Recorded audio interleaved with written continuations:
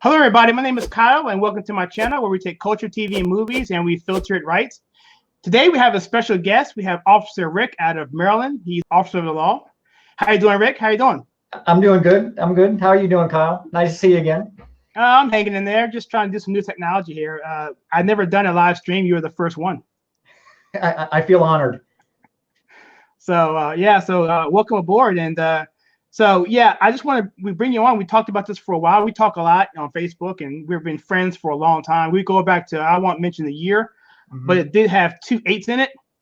But lifelong buddies almost, and we just have a good time talking. And we just thought we would share the issues that are happening today, and particularly today, what's going on in New York. You know, it's really something that's really astonishing. We have law officers that are being, basically taking water and being thrown on them out of, in my opinion, disrespect. And so, but before we get to that, I kind of want to talk about a movie that I saw today. And it was actually off of a recommendation of a friend of mine. And she's given me full permission to talk about this. Her name is Heather Vega. And she is a conservative blogger extraordinaire. She's awesome. But she had this spoiler alert that she talked about this movie, and I hadn't seen it. And I love doing movie reviews on my conservative take, and I am going to do a full review on this movie. It's called The Hate U Give. Okay, and it's a movie about so-called police brutality. And I'm not gonna get too much into it, but I identified and told Rick the scenario off camera, so we kind of know. But I'm gonna go ahead and read this first point. I just want to get your opinion on this, Rick. And by the way, if you haven't seen our first discussion, there's a link in the description below, and also if you go to the weekend conversations, it's going to be a conversation with Officer Rick. He kind of touches on this as well, but I want to hear it again based on this scenario and how it plays out in everyday life. So without that being said, I'm going to say this real quickly. She says, no one has ever discussed the lack of intent by the officer involved in the shooting. Basically what happened was a shooting. There was a law officer who was pulling over 2 black individuals in a car, 1 male, 1 female. The male was driving. They were coming from a party in which there was a shooting in the party, and he was trying to take her home. They were ex-girlfriend, boyfriend, whatever. They were talking in the car. They get pulled over. The officer asks for ID. He scrambles around. She was taught as a child to keep her hands on the dashboard and be totally cooperative. He wasn't. So he wasn't actually doing the instructions that was told to him by the officer. And so he gets out of the car, and then while the officer's back in his car, I guess running the tags, he reaches into the car and grabs a hairbrush and pulls it out like this, and then of course he gets shot and killed. And so this is what she's saying. So she says here, no one ever discusses the lack of intent by the officer involved in his shooting.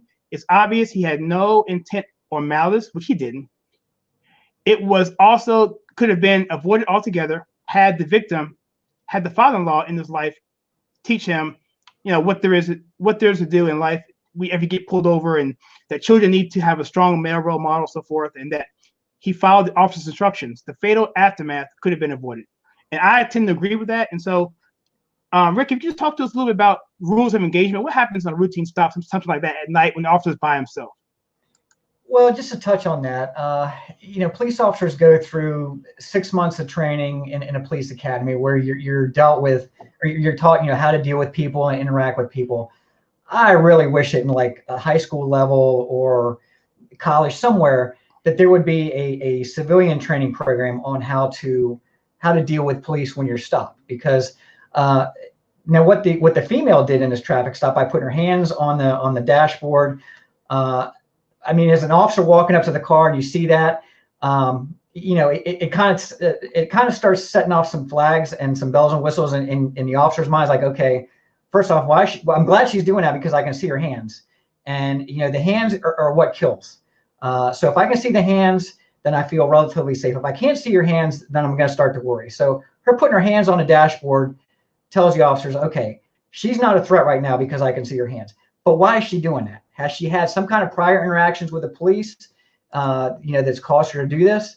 So that's the first thing that's probably running through the officer's mind.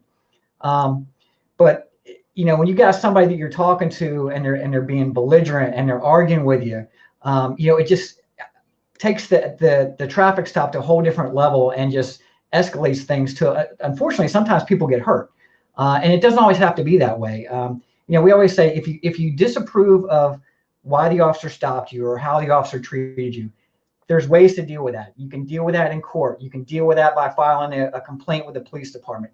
You don't deal with it in the middle of a traffic stop when everybody's tensions are running high.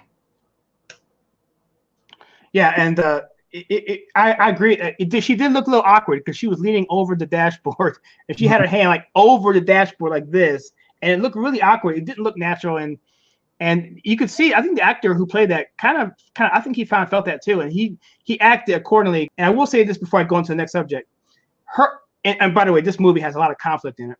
It just so happened that female's uncle happened to be a cop as well, and so it's his perspective as a black man. Is played by the actor Common, ex-rapper actor Common. He actually tells her at one point in the movie, "Hey, you need to understand. The cop was at night by himself, and that he doesn't know who you were. He didn't know if you were being molested or accosted or raped. He didn't realize when you guys were talking whether or not you were conspiring against him." He reached into the car, and the cop himself in the movie said, "If he would have done that to me, I would have shot him." Now then she turns it back around. This is where it kind of gets a little bit, She says, "Well, if he was white in a Mercedes, would you have shot him, or would you just told him to raise your hands?" And he said, admittedly, "I would have told him to raise his hands." And she said, "Did you just say that?" He said, "Yeah, but this is a complicated world." So they kind of fell short of giving the person in that situation any culpability whatsoever. Yeah, and I know one question I always get asked all the time is, well, you're a trained police officer. How can you not tell the difference between a handgun or a comb or a cell phone or something like that? And I tell people, you have literally a millisecond to make a life and death decision. And so here's an example. If I'm just talking to you, Kyle, and I come up and I go like that, I'm holding my phone. Okay, but all you see is this hand motion and something black coming up. You have to decide, okay, is this a threat? Am I going to die? Do I need to take this person's life? You have that long to make that decision. And in today's world, everybody's got one of these, and they're usually in a black case, and they whip them out to try and be the next YouTube sensation to get that next viral video. So this is what officers are running into. Everybody's just all of a sudden whipping out their phones. And, unfortunately, if you look at the statistics, we're losing a lot of officers to line of duty deaths. And, the FBI does studies on this to figure out why. But so it'll be interesting to find out, at the end of the year, what some of these line of duty deaths are related to. But, I think a lot of officers are now becoming hesitant to take action because they don't want to be the next person on the next viral video where they're being crucified by the media. And that's a good segue into the next talking point here. But just to piggyback a little bit off of that, I mean, the fact that, these people don't want to do that, this may be leaving them a little bit more time to decide, which is a deadly situation. So what we have now in New York is we have a situation where cops aren't behaving in that way. They're actually letting them douse them with water. And so I have this article here from the New York Post. It basically, there's two articles. One dealt with the fact that the chief of police vows to arrest those who dumped water on cops. And for those who don't know, I hope I don't get in trouble playing this video, but it's essentially, there's a video you haven't seen, it's gone viral. Essentially, you have these teenagers. One person is a gangbanger, according to this article, that he was actually a gang member. And they're just throwing water on these officers, and they're just nonchalantly taking it. Now, what do you think about this situation? When you first saw it, what did you think about this particular? So I'll tell you what my very first impression when I saw this video. It was over the weekend, and we know that we had this heat wave up and down the East Coast. It was like 100-degree temperatures.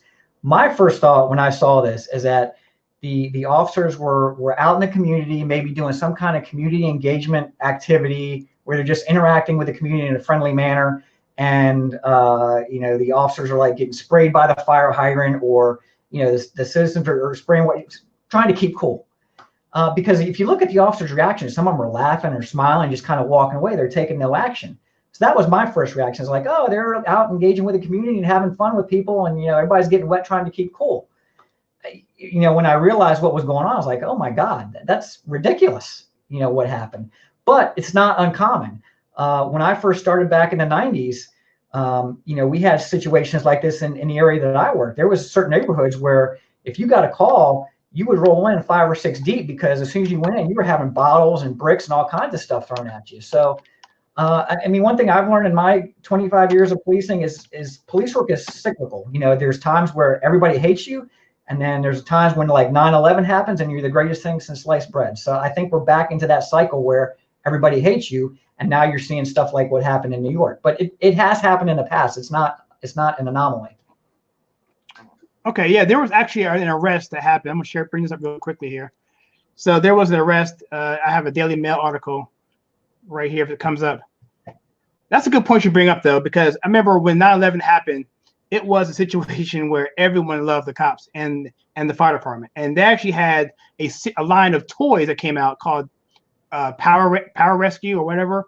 My son loved them. They had deep sea police divers. They had police officers. They had firefighters and so forth, EMTs, everything. They were like these super muscular action heroes, and they even had a TV series on it.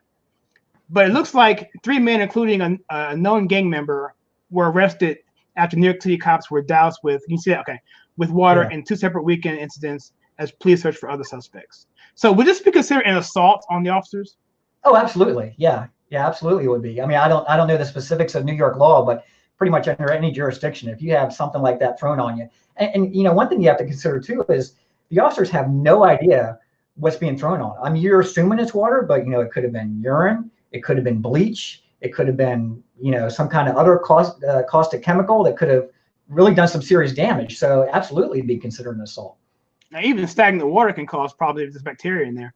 Yeah, and it could have been some kind of tainted bodily fluids. It could have had Hep C or HIV in it, and next thing you know, it's getting in your eyes and in your mouth. That's the stuff that officers deal with on a daily basis. So it's always like when you look at hindsight, it's like, okay, yeah, now we know it was water, but at the time, you don't know what's in that stuff. Right, and typically what happens is if nothing gets done, they escalate it. It goes from water. Oh, well, they're not going to respond. Well, let's jump it up. Now it's bleach, or now it's urine, or now it's whatever. Yeah, the problem is the people who did this now assume and think it's okay. So the next time they do it to an officer, the next officer may not be okay with it, and that officer may turn around and shoot this person. Again, if they're throwing something out or attack him, the officer he's gonna pull it. He might pull his gun and shoot. So unfortunately, it sets a bad precedent with the first officers getting the water doused on them by not doing anything, because it kind of sends a message like, okay, it's okay for you to do this to any police and nothing's going to happen to you. I get why they acted like that because of the climate we're in. I wasn't there, so I don't want to, Monday morning quarterback or second guess. I understand both sides of it. Yeah, and it wasn't really racial in my opinion, because these cops were Latino. One looked like he was black. It didn't look like they were white officers, so it looked like it's just an attack on police. And this movie that I was watching, The Hate You Give, it was basically about the police. It wasn't so much as it was racial. But I'm a little disappointed in the film in some ways, but they brought out some good points I'm going to bring out in my review. So I hope to share that with you when I do that. So yeah, looking forward to it. Yeah. So I really appreciate bringing you on here. I know we talked about doing this for a little while now, and I know this is a little bit flaky, but I hope we can do this more, and I hope that as we do this more, that we can actually get some of the kinks out. But I think for the most part, I think the technical side went pretty well. Oh yeah, absolutely. Yeah, I love doing this kind of stuff. So anytime you want to have me on, just ring me up. You know where to find me. Well, I see behind you got your Star Wars stuff going. So yeah, I think you didn't want to give away our age, but I think the stuff behind me might indicate how old we are. Yeah, it was when Star Wars was good. We'll leave it at that. Yeah. Hopefully they'll save the franchise. Hopefully they'll save the franchise come December. Yeah, I'm not counting on it. All right. Was there anything you want to say? If you notice, it's all original trilogy stuff back here. There's like no prequels, no J.J. Abrams, no Rian Johnson stuff. It's all the good stuff. Well, we could talk about this for hours, but yeah, they actually took that away from the Galaxy's Edge. I hear that there was no original stuff, and that's kind of was a lot of people were upset by. Yeah. But I wasn't that upset with I think the prequels are great now by comparison. I even like the Force Awakens, but I think that what they did with The Last Jedi, I think they just pretty much kind of ruined the Force Awakens for me. Yeah. I saw that movie 11 times, 8 in the theater, and so if they can somehow turn around and make it so that no spoilers here. So if they can come out and make that the last one be really, really good, to me, I'll be forgiven. And this one thing they can do that will forgive everything. So I like Force Awakens as well. I've seen it multiple times, and I do have some Force Awakens stuff back here. But when Ryan Johnson dropped the ball with The Last Jedi and didn't follow up on what JJ wanted to do, it's like then the whole movie's pointless now. Right, exactly. Yeah. Yeah. This is going to be a discussion for another time. I can really go on this for another hour or so. I think I don't have that kind of time, but let's get you back on here. We'll talk about it. And anything else you want to say regarding what we just talked about here? Or is it? No, just hope everybody's enjoying the last part of their summer. It's hard to believe that school's getting ready to start back here pretty soon. It's like the summer goes by so fast. It's incredible. It's absolutely incredible. Okay. Well, awesome, man. Well, again, thank you so much for coming on, and we'll get this up, and hopefully people will enjoy it. And all right, man, cool, man. So with that being said, hope you have a great evening, and everyone here, thank you for checking out. If you enjoy the content on this channel where we take culture, TV, and movies, and Star Wars sometimes, and filter it right, click that like and subscribe button and the bell icon so you don't miss any future content. As always, please check out some videos I have right here.